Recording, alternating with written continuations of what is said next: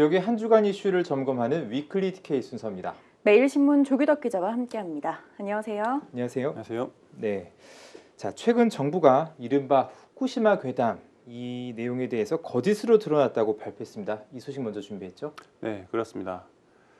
대통령실은 지난 23일 일본 후쿠시마 제1원자력 발전소에서 오염수를 방류한 지 1년이 됐지만 과학적으로 이상이 없다고 밝혔는데요. 네.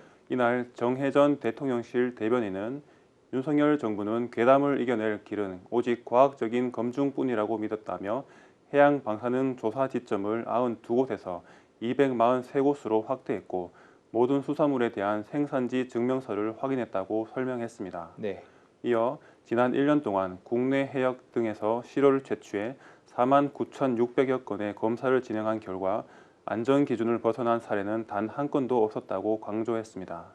이어 핵 폐기물, 제2의 태평양 전쟁 같은 야당의 괴담 선동이 아니었다면 쓰지 않았어도 될 예산 1조 6천억 원이 이 과정에서 투입됐다며 괴담 피해는 어민, 수산업 종사자 그리고 국민들에게 고스란히 돌아갔다고 지적했습니다. 네, 이에 대해 야권은 비판적인 입장일 텐데요. 야권 입장 어떻습니까? 네, 더불어민주당 등 야권은 우리나라 정부가 일본을 대변하면서 되레 괴담 공세로 국민 분노만 자아내고 있다고 비판했습니다. 네. 황정화 더불어민주당 대변인은 최소 30년 이상 오염수가 방류되며 장기적 영향을 끼칠 텐데 겨우 1년 지나고서 완전하다는 일본 입장만 대변해주고 있으니 국민의 분노만 커지고 있다고 주장했습니다. 한편 홍준표 대구시장은 이와 관련해 자신의 SNS를 통해 후쿠시마 오염수 괴담 선동도 1년이 됐는데 이제 그 오염수가 5년, 10년 후 온다고 선동한다고 밝혔습니다. 네, 그동안 이를 둘러싼 갈등이 지속돼 왔었습니다. 우리 지역 그동안 분위기는 어땠었는지 정리해 주시죠. 네, 1년 전 오염수 부작용 공포 분위기가 확산됐을 때 포항 등 경북 동해안 어시장 분위기는 그야말로 초상집이었습니다. 네. 상인들의 매출이 50% 넘게 떨어져 월세를 낼 일이 막막해졌고 이 일로 숱한 직원들이 일자리를 잃기도 했는데요. 다행히 매출이 서서히 올라 현재는 예년 수준을 회복했다고 합니다. 이뿐만이 아닙니다. 2016년 경북 성주에 사드가 배치됐을 때는 전자파워 괴담이 퍼져 성주 참외 매출이 300억 원 이상 급감했습니다. 당시 일부 정치인들이 성주 참외를 사드 참외라고 불렀던 것 기억하실 겁니다.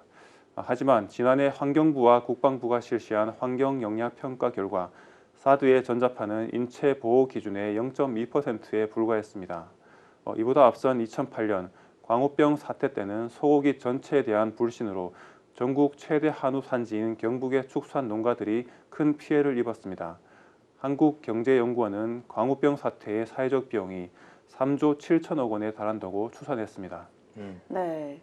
네, 또 다른 소식도 알아보겠습니다. 의성군이 내년 1월부터 시내버스 전면 무료화를 추진한다는 소식이 있던데요. 네, 맞습니다. 의성군이 청송군과 봉화군에 이어 경북에서 세 번째로 시내버스 요금을 전면 무료화하는 방안을 추진하고 있습니다. 의성군은 지난 19일 열린 이장연합회 정기회의에서 시내버스 요금 무료화 추진 계획에 대해 설명했는데요. 현재 의성에는 시내버스 27대가 107개 노선에서 운행되고 있으며 이용객 수는 하루 1,100여 명, 연간 40만 9천여 명입니다. 네. 의성군은 요금 무료화로 연간 6억에서 7억 원의 예산이 부담이 늘어나는 대신 공영버스 형태로 운행해 벽지 노선 등 대중교통 사각지대를 개선하는 데 큰 도움이 될 것으로 보고 있습니다. 네, 조규덕 기자 수고하셨습니다. 네, 지금까지 매일신문 조규덕 기자와 함께 TK 주간 이슈 함께 알아봤습니다. 핫 컨텐츠 앤 뉴스 HCN